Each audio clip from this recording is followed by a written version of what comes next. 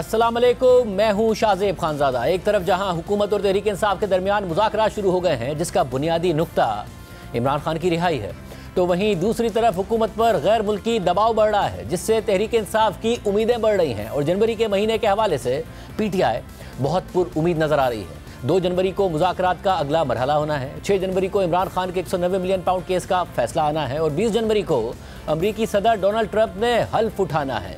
PTI की उम्मीदें इतनी बढ़ गई हैं कि उन्होंने अभी से इमरान खान की जल्द रिहाई की तारीखें देना शुरू कर दी हैं। साथ ही 9 मई के 25 मुल्जिमान को फौजी अदालतों से सजाएं सुनाने पर यूरोपीय यूनियन के बाद बरतानिया और अमरीका ने भी तशवीश का इजहार कर दिया है। बरतानवी वजारत खारजा के कॉमनवेल्थ एंड डेवलपमेंट ऑफिस के तर्जुमान के बयान के मुताबिक बरतानवी हुकूमत पाकिस्तान की अंदरूनी कानूनी कार्रवाइयों पर उसकी खुद मुख्तारी का एहतराम करती है, ताहम सिविलियंस के फौजी अदालतों में ट्रायल में शफाफियत और आज़ादाना स्क्रूटनी का फुकदान होता है और साथ ही इससे फेयर ट्रायल का हक मजरूह होता है। हम हुकूमत पाकिस्तान से मुतालबा करते हैं कि वो बैनुल-अक़वामी मुआहिदा बराए शहरी और सियासी हुकूक के तहत अपनी जिम्मेदारियां निभाए, जबकि अमरीकी दफ्तर खारजा के तर्जुमान मैथ्यू मिलर के बयान के मुताबिक पाकिस्तानी सिविलियंस को 9 मई 2023 के मुजाहिरों में मुलव्विस होने पर एक मिलिट्री ट्रिब्यूनल ने सजा सुनाई है जिस पर अमरीका को शदीद तशवीश है। इन फौजी अदालतों में अदालती आज़ादी, शफाफियत और ड्यू प्रोसेस की जमानतों का फुकदान होता है। अमरीका पाकिस्तानी हुक्काम से मुतालबा करता रहता है कि वो पाकिस्तान के आइन में फराहम किए गए फेयर ट्रायल और ड्यू प्रोसेस के हक का एहतराम करें। अहम बात यह है कि इस मामले पर भी ट्रंप के नामजद करदा खुसूसी नुमाइंदे रिचर्ड ग्रेनल तहरीक इंसाफ की हिमायत में सामने आ गए हैं और उन्होंने बाइडेन इंतजामिया पर तनकीद करते हुए इस मामले पर ताखीर करने के साथ साथ बहुत कम और बहुत कमज़ोर मौक़िफ़ अपनाने का तंज़ किया है।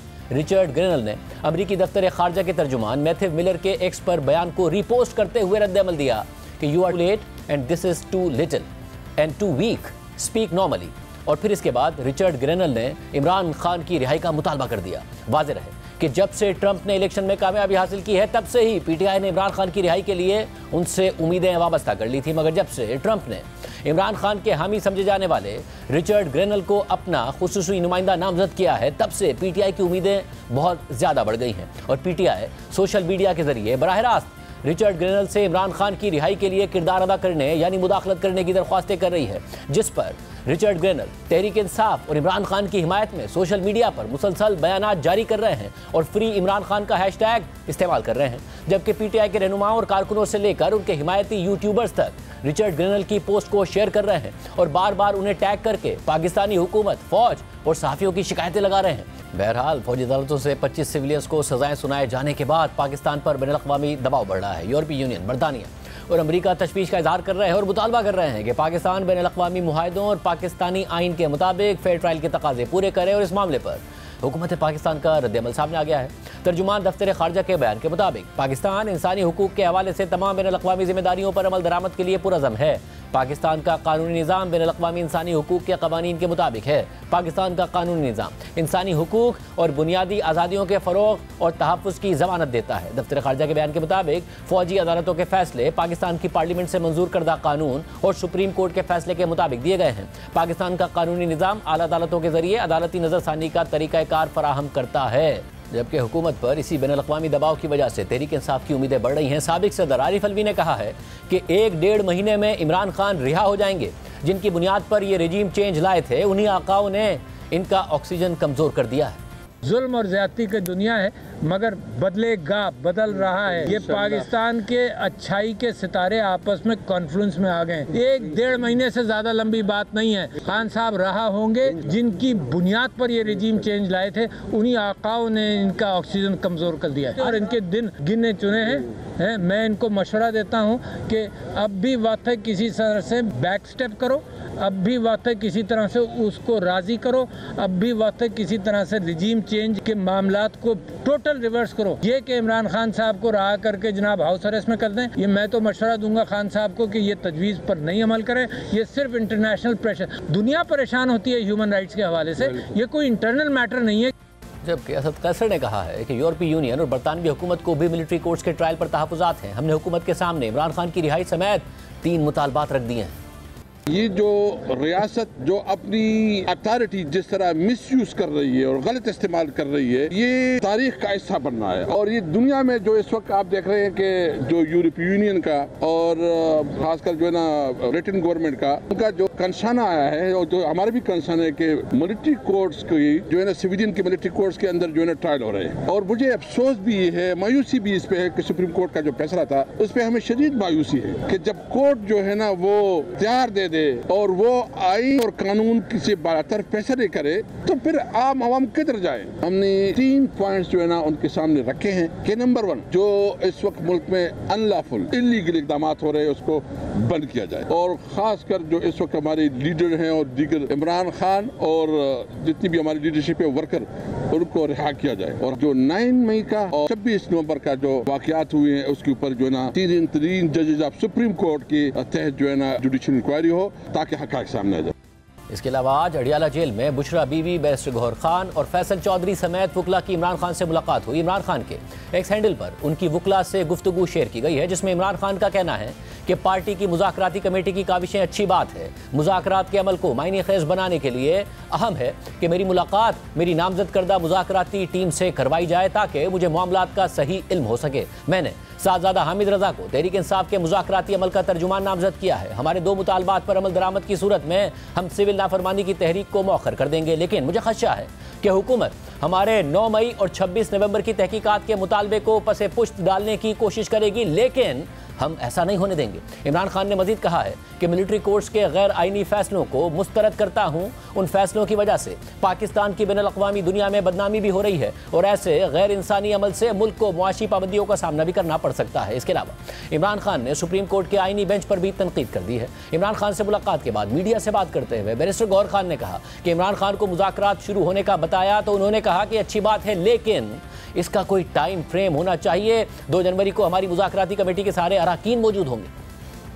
खान साहब से मुलाकात हुई है, आधे घंटे की मुलाकात हुई, आज फैमिली की भी मुलाकात। और खान साहब को मैंने बताया है जो मुज़ाकरात शुरू हुए हैं, खान साहब ने कहा ठीक है, अच्छी बात है, मुज़ाकरात हो रहे हैं, लेकिन एक टाइम फ्रेम होना चाहिए। उस टाइम फ्रेम के अंदर इसमें कोई पेशरफ्त होनी चाहिए, यही बेहतर है। जो टाइम फ्रेम हम एक्सपेक्ट कर रहे हैं वो यही कि जी जल्द से जल्द जितने भी हमारे मुतालिबात है, 2 मेजर मुतालिबात है और बड़े जायज़ मुतालिबात है, उस पर कोई पेशरफ्त होनी चाहिए। हमारी कोशिश है कि खान साहब के साथ मुलाकात हो जाए जो निगोसिएशन कमेटी है। 2 तारीख को ये सारे लोग मौजूद होंगे और हम डिमांड जो है वो भी इन राइटिंग सबमिट करेंगे और उम्मीद रखते हैं कि एक नतीजा खेज किस्म की ये प्रोसीडिंग्स आगे बढ़ेगी अगर सब ने मिलकर इसका हल निकालना। खान साहब की हिदायत यही है कि जो पाकिस्तान की फॉरेन पॉलिसी रिलेटेड है या फॉरेन वर्ड से रिलेटेड है उस पर आम लोग कोई बात नहीं करेंगे सिवाय चेयरमैन, सेक्रेटरी जनरल और इंफॉर्मेशन सेक्रेटरी। इमरान खान ने मजीद क्या बात की, इस पर फैसल चौधरी से तफसील से बात करेंगे, मगर इससे पहले आपको बताएं कि आज वज़ीर-ए-आज़म शहबाज शरीफ का पीटीआई के साथ मुज़ाकरात पर मौक़िफ़ सामने आ गया है। काबीना इजलास से खिताब करते हुए वज़ीर-ए-आज़म शहबाज शरीफ ने कहा कि कौमी मफाद को सामने रख कर गुफ्तगू होगी तो मुल्क में सुकून आएगा।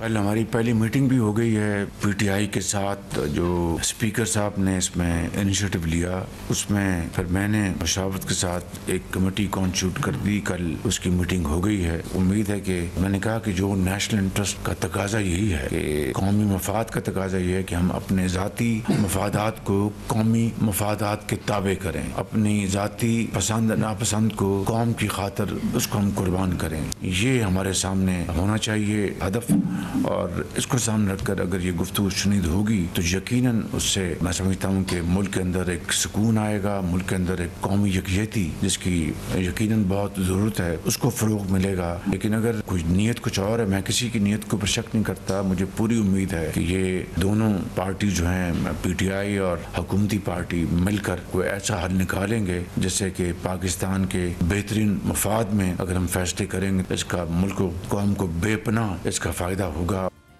तो बात करते हैं, हमारे साथ वकील तहरीक इंसाफ फैसल चौधरी साहब मौजूद हैं जिन्होंने आज इमरान खान साहब से मुलाकात की। जो साहब बहुत शुक्रिया मुझे ज्वाइन करने के लिए। जो साहब ज़ाहिर है इमरान खान साहब ने भी अपना गो अहेड दिया है कि जी मुज़ाकरात करें, मगर टाइम फ्रेम उनके जहन में कितना है, क्योंकि इससे वो नथी कर रहे हैं इस बात को कि वो कॉल वापस लेंगे या नहीं लेंगे सिविल नाफरमानी की। देखिए, जब ये मुज़ाकराती कमेटी अनाउंस हुई थी और पिछले हफ्ते भी जो मुलाकातों के दौरान मीडिया रिपोर्टर्स के साथ बात करते हुए इमरान खान साहब ने ये कहा था कि अगर हुकूमत जो है वो संजीदा नज़र आई तो फिर हम नज़रसानी कर सकते हैं अपनी इस कॉल के ऊपर। और हुकूमत की तरफ से जब कोई ठोस जवाब आएगा, कोई सब्सटैंशियल एक्शन नज़र आएगा तो हम रिकन्सिडर डेफिनेटली करेंगे। ये हमारी स्टेटेड पोजीशन है। हमारा ये मानना है कि 2 तारीख तक ये जो हुकूमत तारीखें लंबी दे के जो हमारे ये 2 मुतालबात हैं इनको डाइल्यूट ना करे। हमारे लिए ये बहुत वाइटल इम्पोर्टेंस के हामिल 2 मुतालबात हैं। बाकी मुतालबात को हमने पीछे रखा है। फ़िलहाल हम ये 2 मुतालबात के ऊपर ही बात करना चाह रहे हैं, जिसमें जुडिशल कमीशन 9 मई 26 नवंबर की सानहात के ऊपर, और उसके बाद जो है ये हमारे असीरान की रहाई जो है वो आइन और कानून के मुताबिक जो हो। असीरान की रहाई का जब हम बात करते हैं तो हम रायत नहीं मानते। और साथ मुझे ये भी बताएगा कि अब क्या इमरान खान साहब से जब आप आज मिले तो वो खुद भी उम्मीद कर रहे हैं कि 1-1.5 महीने में वो रिहा हो जाएंगे? क्योंकि आरिफ अलवी साहब, साबिक सदर डॉक्टर आरिफ अलवी साहब, वो ये कह रहे हैं कि रिहा हो जाएंगे, और जाहिर है वो इस बात को मुंसलिक कर रहे हैं अमेरिका में जो रजीम चेंज होगा, जो हुकूमत की तब्दीली होगी उससे। देखिए, इसके ऊपर इमरान खान साहब अपना मौक़िफ़ दे चुके हैं और उनका ये कहना है कि जो अगर वहाँ पर नई एडमिनिस्ट्रेशन आएगी तो बाइडन एडमिनिस्ट्रेशन का जो तासुब था इमरान खान के ख़िलाफ़ और उनके ऊपर उनकी जो दबाव था वो हट जाएगा, और इम्पार्शलिटी ट्रंप एडमिनिस्ट्रेशन से वो तवक्को करते हैं। और उन्होंने ये भी कहा है कि फ़ैसले तो बहरहाल पाकिस्तान में होने हैं और हमारे लोकल ही मामलात होने हैं। अमेरिका की तरफ से जो बाइडन इंतज़ामिया ने उनकी हुकूमत के ख़िलाफ़ एक ग्रीन सिग्नल दिया हुआ था, जिस पे जो ह्यूमन राइट्स वायलेशन है, जिसको देखिए अब कल अमेरिका ने, बरतानिया ने, यूरोपीय यूनियन ने जिस तरह से एड्रेस किया है, आप देखिएगा कि बाइडन इंतज़ामिया के दौर में उसमें इतनी ज़्यादा तवज्जो के साथ बात बिल्कुल नहीं हुई है। ये न्यूट्रलिटी से आपको लगता है न्यूट्रलिटी से काम चल जाएगा? क्योंकि ज़रा कुछ रहनुमा तो तहरीक इंसाफ के बाकायदा तौर पर, चाहे रिचर्ड ग्रेनल हो, ट्रंप हो, उनको टैग कर करके मुदाखलती की बात कर रहे हैं, मगर इमरान खान साहब ये कह रहे हैं कि न्यूट्रल होगी। तो इमरान खान साहब के मामलात तो ख़राब है यहाँ इस्टेब्लिशमेंट से, आपके ख्याल में वहाँ न्यूट्रल हुआ तो यहाँ भी मामला न्यूट्रल हो जाएगा? जी देखिए, हम ये चाहते हैं कि जो तफ्तीशी इदारों के ऊपर या पुलिस के ऊपर, अदालतों के ऊपर जो दबाव यहाँ है वो ख़त्म किया जाए। ज़ाहिर है क्योंकि हमारे ख़िलाफ़ जितने भी केसेस हैं, इमरान खान साहब के ख़िलाफ़ जेल के अंदर 100 से ज़्यादा केस बनाया गया है, फ्रिवलेस केसेस हैं, पुलिस की मुद्दत में ये सारे केसेस दर्ज हैं। तो हमारी ख्वाहिश है कि इन केसेस को देखा जाए और इनको विड्रॉ किया जाए, क्योंकि ये सारे केसेस जो हैं कॉन्कॉक्टेड हैं। इन सारों में एक ही तरह का इल्ज़ाम लगाया गया है, एक ही तरह की बात की गई है। इसी तरह से जो दूसरे केसेस हैं हम उनको फेस करना चाह रहे हैं और फेस करते रहे हैं, बहुत ज़्यादा फस्तायत में भी करते रहे, लेकिन अब वक्त आ गया है कि इस दबाव को हटाया जाए। जो नादीदा दबाव जिसके ऊपर है, जो नादीदा दबाव इन्वेस्टिगेशन और प्रोसिक्यूशन एजेंसी के ऊपर है, ये चीज़ हटनी चाहिए और हमें आइन और कानून के मुताबिक ट्रीट होना चाहिए। तो ऐसा आपको लग रहा है, क्योंकि आप बतौर वकील लीगली भी मामलात को बहुत करीब से देख रहे हैं और पाकिस्तान की सूरत हाल को भी समझते हैं, आपको लग रहा है कि ये वाकई 1-1.5 महीने में ऐसा इन्वायरमेंट बन जाएगा जिसमें इमरान खान साहब भी रिहा हो जाएं और आपके मुतालबात भी तस्लीम कर लिए जाएं? देखिए शाह साहब, इस वक्त जो पाकिस्तान का एनवायरनमेंट है और स्पेशली इंटरनेशनल मिलिट्री कोर्ट्स के ट्रायल के बाद हमने उस वक्त भी कहा था कि मिलिट्री कोर्ट्स के ट्रायल को तजर्बागाह पाकिस्तान के लिए ना बनाइए। 27 से ज़्यादा आपने माहदे बैनुल-अक़वामी दुनिया के साथ साइन किए हुए हैं, जिसके ऊपर आपने उनको सर्टन गारंटीज़ दी हैं, जिसमें सिविलियंस का मिलिट्री ट्रायल कोर्ट जो है वो बिल्कुल एक्सेप्टेबल नहीं होगा। आप पाकिस्तान का नुकसान PTI को क्रश करते हुए आपने अदलिया, मीडिया और जमहूरियत को क्रश किया है पाकिस्तान में, और अब इंटरनेशनल जो रिप्रिकॉशंस हैं वो भी आपको फेस करने पड़ेंगे। तो आप तजर्बा गाह मत बनाइए। मैं तो सुबह भी मैंने ये बात की है और अभी आपके थ्रू ये कहता हूँ कि मुक़्तदरा जो है वो भी अपनी हिकमत अमली जो है उस पर गौर करे। ये जो गुस्सा है ये हिकमत अमली नहीं है। पाकिस्तान के लार्जर इंटरेस्ट में सबको 2-2 कदम पीछे हटना पड़ेगा तो पाकिस्तान आगे जाएगा, वरना पाकिस्तान पीछे रह जाएगा और अनाओं का और जो गुस्सा है ये आगे निकलेगा, जो कि किसी तौर पर ना पाकिस्तान की कौम के लिए, ना अवाम के लिए, ना मुल्क के लिए बेहतर है। इसलिए सबको सोच करनी पड़ेगी और पाकिस्तान के लिए के वसीतर मुफाद में सबको अपना अपना रोल अदा करना पड़ेगा। बहुत शुक्रिया। फैसल चौधरी साहब मौजूद थे, आज इमरान खान साहब से मुलाकात की, मौक़िफ़ दे रहे थे। हमारे साथ मौजूद हैं इस वक्त मुशीर वज़ीर आज़म बराए सियासी उमूर राना सनाउल्लाह साहब। राना साहब बहुत शुक्रिया मुझे ज्वाइन करने के लिए। राना साहब, मुज़ाकरात को तो गो अहेड दिया इमरान खान साहब ने, मगर 2 जनवरी को तहरीक इंसाफ आपके सामने ये मामला ज़रूर रखेगी कि आप टाइम फ्रेम क्या होगा, आप बहुत लंबे अरसे तक ये मुज़ाकरात नहीं चला सकते हैं, तो हुकूमत इस बात के लिए तैयार है? देखिए, इसमें टाइम फ्रेम जो है वो बिल्कुल अगर वो मुकर्रर करना चाहेंगे तो वो मुकर्रर हो जाएगा।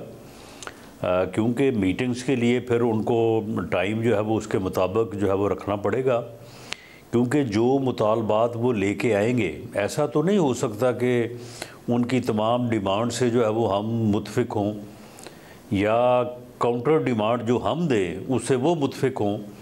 तो फिर एक एक पॉइंट के ऊपर जो बहस मुबासा होगा और जिसमें से कोई दरमियानी रास्ता निकालने की कोशिश की जाएगी जो कि एक डेमोक्रेटिक सिस्टम का खासा है, तो उसके लिए वक्त तो ज़रूर लगेगा। और उसमें हमारी तरफ से तो कोई ऐसा मामला नहीं है कि हम उन्हें कहें कि जी आप जो है वो इसे फौरी करें या इसे रोज़ मीटिंग्स करें।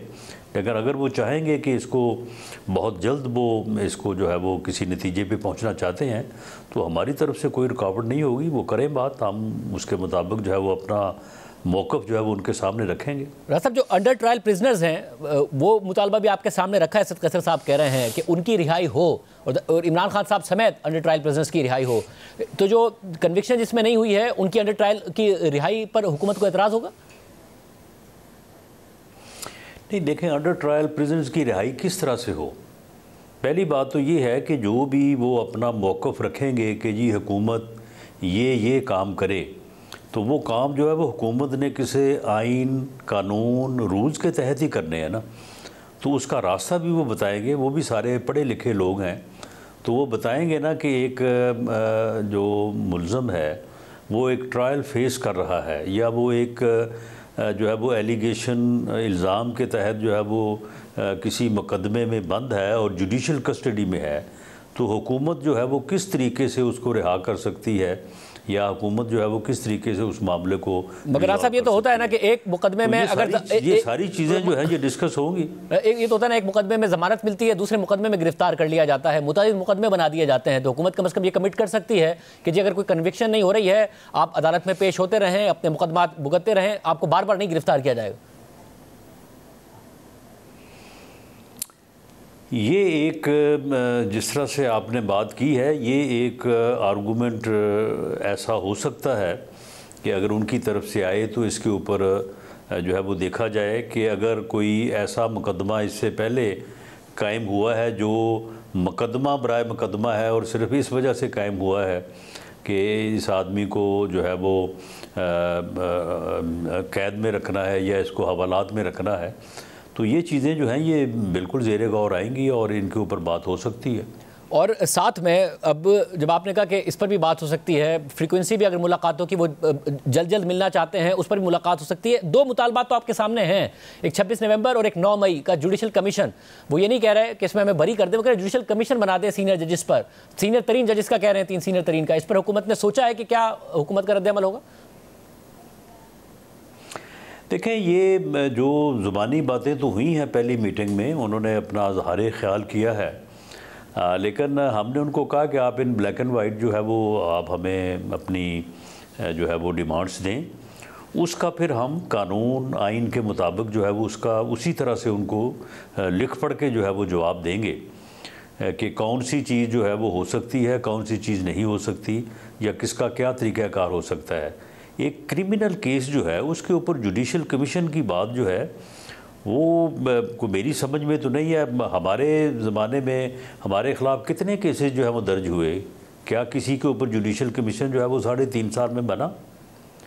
जुडिशल कमीशन जो है वो और फैक्चुअल पोजीशंस होती हैं जिनके ऊपर जुडिशल कमीशन जो है वो बनाए जाते हैं। एक जुर्म हुआ है, एक क्रिमिनल एक्ट हुआ है, उसके ऊपर FIR दर्ज होती है और FIR की इन्वेस्टिगेशन होती है।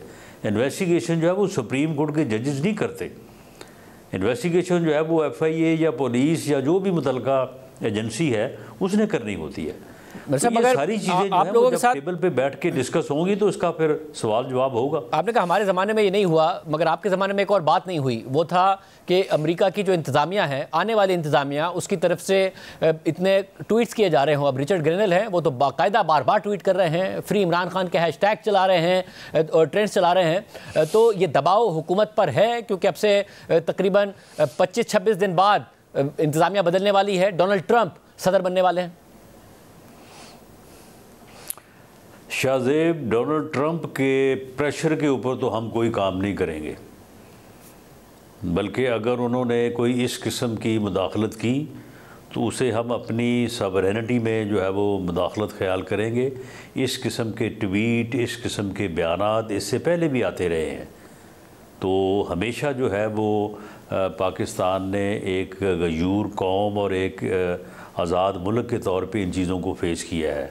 अगर इस किस्म का कोई मामला हुआ तो उसे बिल्कुल उसी जो है वो जज्बे के साथ जो है वो फेस किया जाएगा। उनके ट्वीट्स के ऊपर या इस किस्म की लॉबीज़ के ऊपर या इस किस्म के बयानात के ऊपर तो हम कोई काम जो है वो करने वाले नहीं हैं।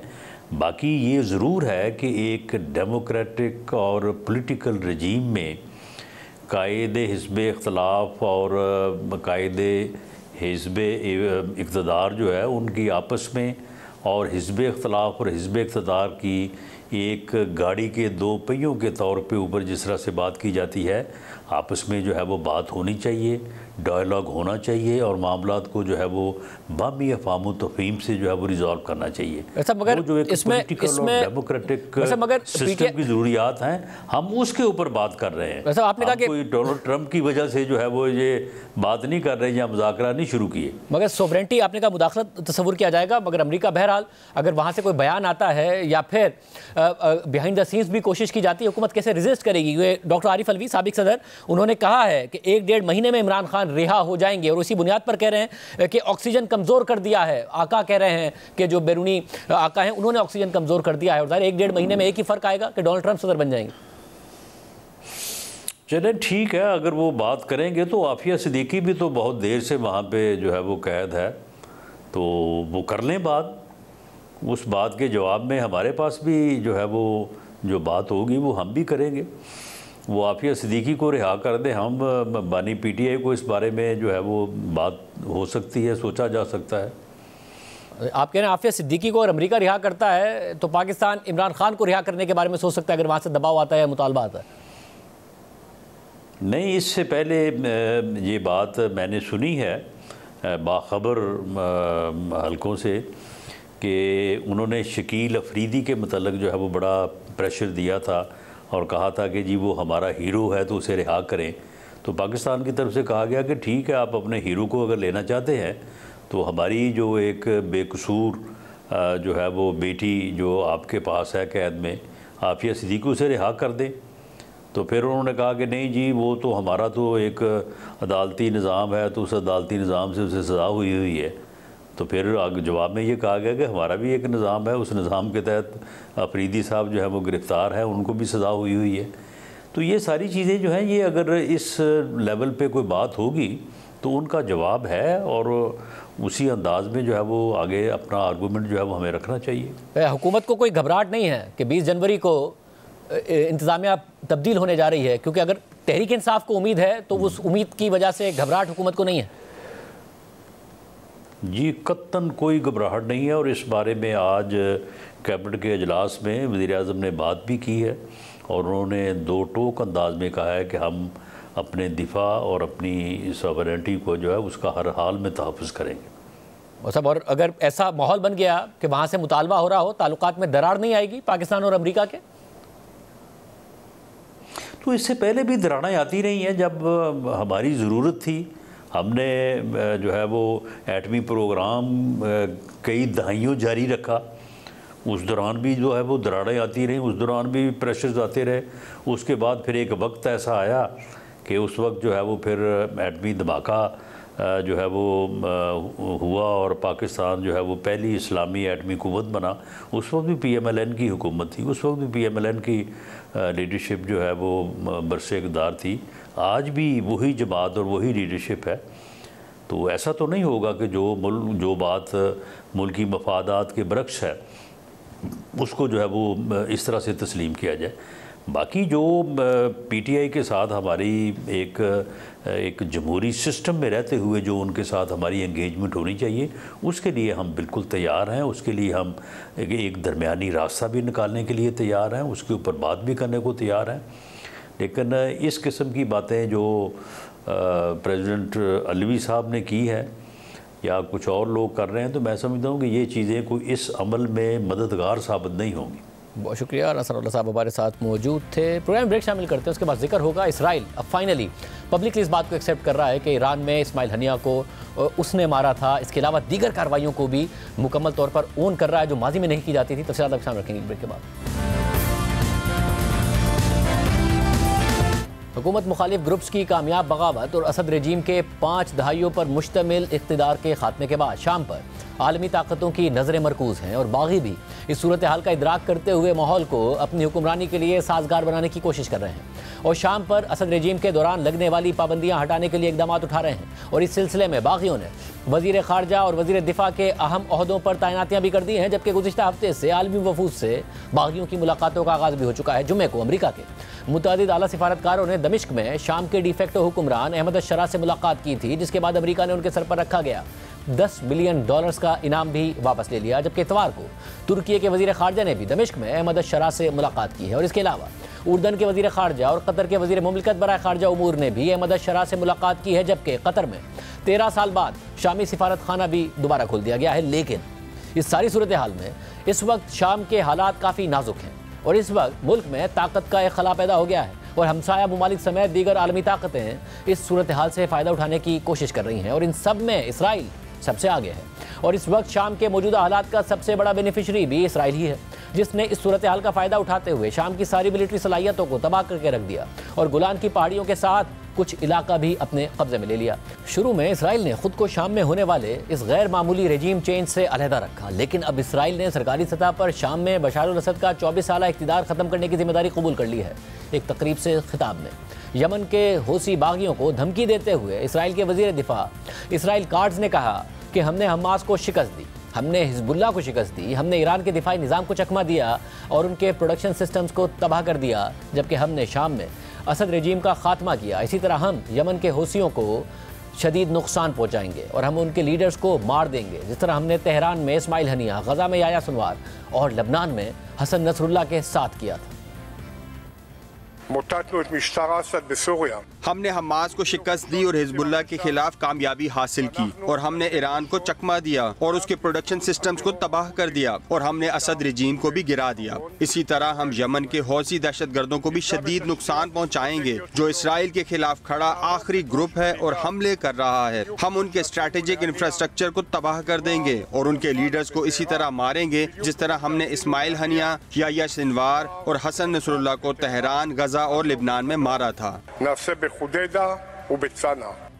इसराइल खित्ते में जारी अपने ऑपरेशंस को सरकारी सतह पर ऊन कर रहा है और खित्ते में मौजूद ईरानी प्रॉक्सीज को मजीद नुकसान पहुंचाने की धमकियां दे रहा है और अपने उन इक़दामात की भी तशहीर कर रहा है जिनके बारे में इसराइली लीडरशिप माजी में मोहतात रवैया अख्तियार करती रही है। रवां साल जुलाई में हमास के सरबरा इस्माइल हनिया की पुरस्रार मौत के बाद खित्ते में इसराइली बढ़तरी मुसलसल बढ़ती जा रही है। इस्माइल हनिया को ईरान के दारुल हुकूमत तेहरान में उस वक्त निशाना बनाया गया था जब वो ईरान के नौमुंतखब सदर मसूद पेज़ेश्कियान की तकरीब हल्फ बर्दारी में शिरकत के बाद ईरान की एलीट पासदारान इनकलाब की सिक्योरिटी में एक गेस्ट हाउस में मौजूद थे। इब्तिदा में इसराइल इस मामले पर सरकारी सतह पर खामोश था, लेकिन अब इसराइली वज़ीर ख़ारजा ने इस वाक़े की जिम्मेदारी कबूल कर ली है, जबकि जिस दिन तेहरान में इस्माइल हनिया को निशाना बनाया गया उसी दिन इसराइल ने लबनान में हिजबुल्लाह के अहम तरीन कमांडर फवाद शुक्र को भी निशाना बनाया था। वाज़ेह रहे कि हिजबुल्लाह लबनान में मौजूद ईरानी हिमायत याफ्ता शिया मलेशिया है और इस तंजीम ने खित्ते में इसराइल को सबसे ज़्यादा टफ टाइम दिया हुआ था। इसके अलावा शाम समेत खित्ते के दीगर ममालिक में ये तंजीम ईरानी मफादात के तहफ़्फ़ुज़ में सबसे आगे थी,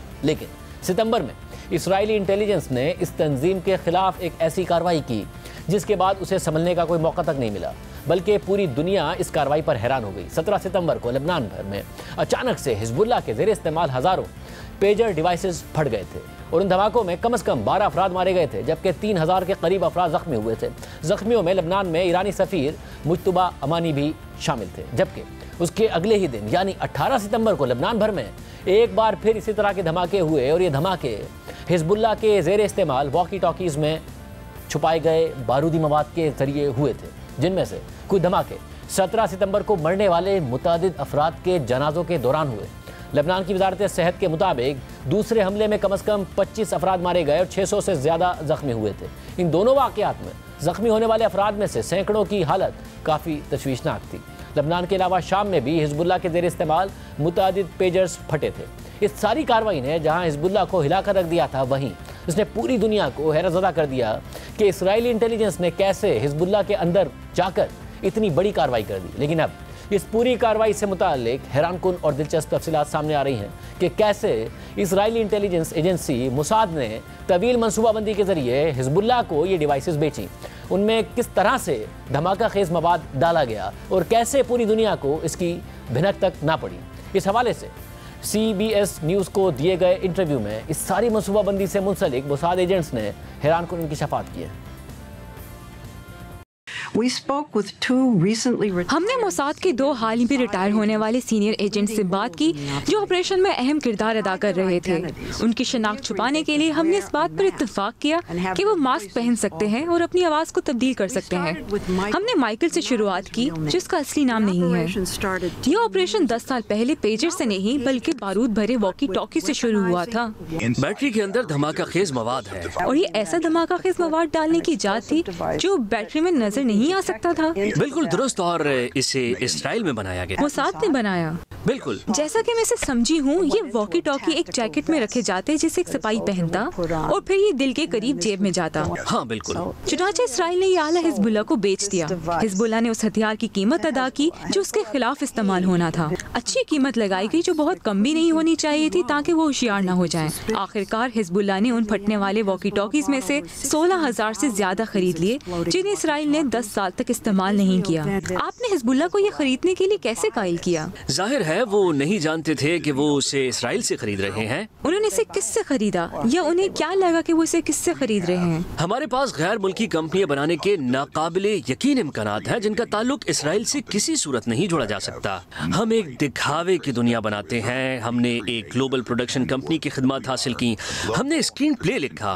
हम ही हिदायतकार हैं, हम ही प्रोड्यूसर हैं, हम ही मरकजी अदाकार हैं और ये दुनिया हमारा स्टेज है। लेकिन वॉकी टॉकी सिर्फ जंग में पहने जाते हैं। चुनाचा मोसाद ने एक नया आला तैयार करना शुरू किया जिसे हिजबुल्लाह के जंगजू हर वक्त अपनी जेब में रखते, यानी एक पेजर। पेजर का इस्तेमाल दुनिया भर में खत्म हो चुका है, लेकिन हिजबुल्लाह इसे अब भी इस्तेमाल कर रही है। ये गैब्रियल है जिसका नाम और आवाज तब्दील की गई है। 2022 में इसने और इसकी टीम ने ऑपरेशन का दूसरा मरहला शुरू किया, यानी बूबी ट्रैप पेजर्स। इसे पता चला कि हिजबुल्लाह ताइवान में गोल्ड अपोलो नामी कंपनी से पेजर्स खरीद रही है। ये वो पेजर है जिसे हिजबुल्लाह इस्तेमाल कर रही है। कम मिकदार में धमाका खेज मवाद रखने के लिए डमीज का इस्तेमाल करते हुए मोसाद ने पेजर के साथ एक दस्ताने के जरिए इसके टेस्ट किए जिसमें महज इतने बारूदी मवाद की आजमाइश की गई जो सिर्फ जंगजू को नुकसान पहुंचाने के लिए काफी हो, इसके साथ वाले शख्स को नहीं। अगर आप बटन दबाएंगे तो सिर्फ खुद दहशतगर्द जख्मी होगा, यहाँ तक कि अगर उसकी बीवी या उसकी बेटी उसके बिल्कुल साथ ही हो तब भी सिर्फ उसी को नुकसान पहुँचेगा। क्या आपने इसके लिए टेस्ट किया? हाँ, हमने हर चीज को 3 गुना 2 गुना मुताद्दिद बार जांचा ताकि ये यकीनी बनाया जा सके कि कम से कम नुकसान हो। क्या आप इसे ट्रैकिंग डिवाइस के तौर पर इस्तेमाल कर सकते हैं? क्या इसमें जासूसी की सलाहियत थी? बिल्कुल नहीं, ये कुदरती तौर पर एक बहुत ही फजूल आला है। यही वजह है कि हिजबुल्लाह इसे इस्तेमाल कर रही थी। मोसाद ने रिंगटोन्स का भी तजुर्बा किया ताकि ऐसी आवाज को तलाश किया जा सके जो किसी को अपनी जेब से पेजर निकालने पर मजबूर कर सके। और उन्होंने ये भी जांचा कि एक शख्स को पेजर का जवाब देने में कितना वक्त लगता है, औसतन 7 सेकंड। लेकिन हिजबुल्लाह को कैसे कायल किया गया कि वो इस भारी पेजर की तरफ चले जाएं? मुझे याद है जिस दिन मैं अपने डायरेक्टर के पास आया और उन्हें ये तजवीज़ दी तो वो गुस्से में आ गए और कहा कि कोई इतनी बड़ी डिवाइस नहीं खरीदेगा, ये उनकी जेबों में आरामदेह नहीं महसूस होगा, ये भारी है, बहुत भारी है, ये अच्छा नहीं है, वापस जाओ और मुझे कुछ और लाकर दिखाओ। मुझे उन्हें कायल करने में 2 हफ्ते लगे कि अगरचे ये देखने में बेकार है लेकिन इसमें कैरेक्टर है।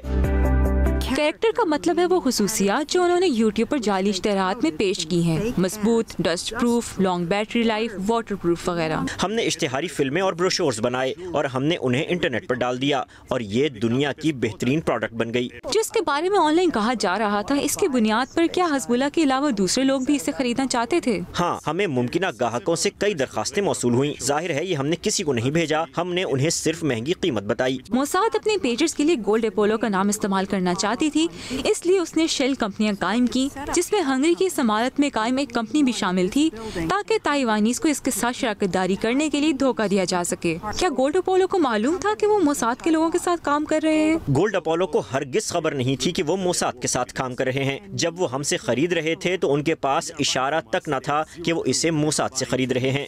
हर चीज पर्दे के पीछे हमारे कंट्रोल में थी, मगर उनके ख्याल में सब कुछ नॉर्मल था। हर चीज 100% कोशर थी, ताजरों, मार्केटिंग इंजीनियर्स और शोरूम समेत सब कुछ। इस काम को आगे बढ़ाने के लिए मोसाद ने गोल्ड अपोलो की खिदमत हासिल की। एक सेल्स वूमेन जो हिजबुल्लाह के साथ पहले से काम कर रही थी, उसने उन्हें पेजर्स की पहली खेप मुफ्त में अपग्रेड करने की पेशकश की और सितंबर 2024 तक हिजबुल्लाह की जेबों में 5000 पेजर्स थे। अब इसराइल के सामने ये सवाल था कि इन सोए हुए बमों को कब चलाया जाए। ऐसे इशारे मिल रहे थे कि हिजबुल्लाह को आलात मशकूक मालूम हो रहे हैं, लिहाजा मोसाद के सरबराह ने हमले का हुक्म देते हुए दुनिया भर के लोगों को चौंका दिया। यह हकीकत से ज्यादा जासूसी फिल्म की तरह लग रहा था जब 17 सितंबर को दोपहर 3:30 बजे पेजर्स पूरे लेबनान में बजने लगे। जैसा कि मैं इसे समझी हूँ, पेजर इस्तेमाल करने वाले लोगों को एक पैगाम मिला जिसमें कहा गया था कि आपके पास एक खुफिया पैगाम आया है, फिर आपको 2 बटन दबाने होंगे और ये इनके हाथों में फट जाएगा। यही असल बात थी। तो अगर किसी ने 2 बटन नहीं दबाए तो क्या होगा? एक ही असर होना था, पेजर्स ने फटना ही था। क्या ये सब इसराइल में बैठकर किया गया?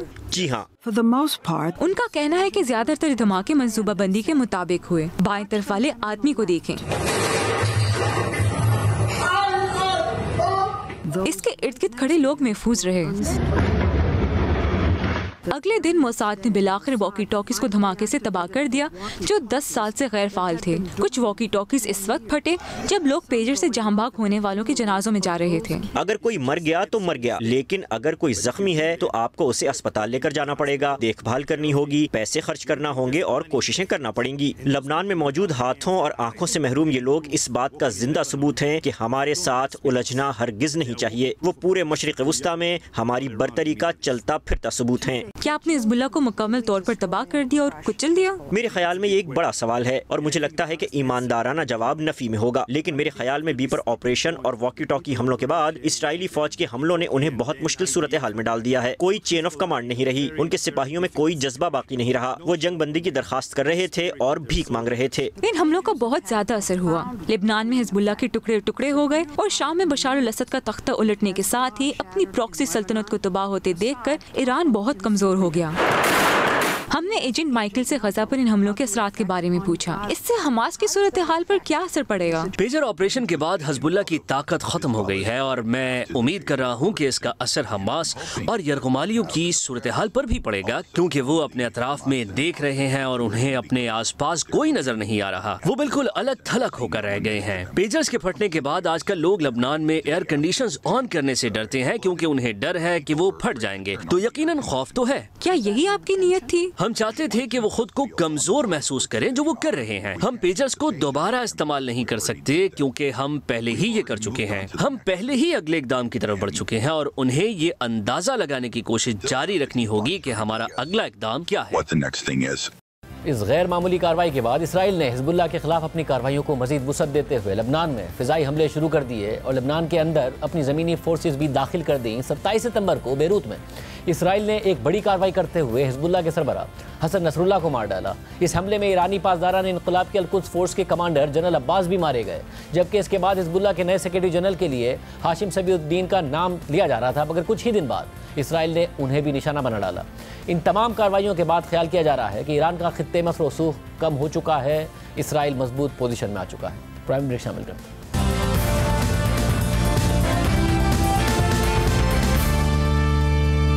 एक तरफ मुल्क की अंदरूनी सियासी सूरत हाल है जिस पर हुकूमत को अब बैनुल-अक़वामी दबाव का सामना है, तो दूसरी तरफ पाकिस्तान के मिसाइल प्रोग्राम पर अमेरिका का दबाव बढ़ रहा है।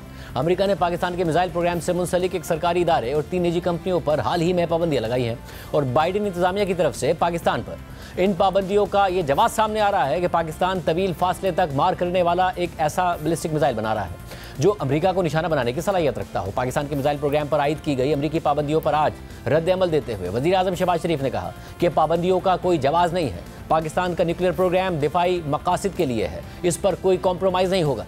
बंदियां लगाई गई हैं हमारे जो नेशनल डिफेंस कॉम्प्लेक्स और दूसरी जो एंटिटीज़ हैं उनके ऊपर जो पाबंदियां लगाई गई हैं उसका कोई जवाब नहीं है। पाकिस्तान कतई तौर पर कोई ऐसा इरादा नहीं रखता जहां पर हमारा जो न्यूक्लियर जो सिस्टम है वो अग्रेसिव हो। ये तो 100% पाकिस्तान के डिफेंस में it is just deterrence, nothing else. It's a programme to defend Pakistan. खुदा न खास्ता पाकिस्तान के खिलाफ कोई अगर एग्रेशन होता है, हमारा सिर्फ और सिर्फ डिटरेंस के तौर पर हम इसको अपना दिफा करेंगे। एक बात तय है कि ये प्रोग्राम जो है पाकिस्तान का न्यूक्लियर, ये पाकिस्तान के 24 करोड़ आवाम का ये प्रोग्राम है, जो उनके दिलों से भी उनको अपने अजीज है, उनको इसके ऊपर कोई कतन कॉम्प्रोमाइज नहीं होगा।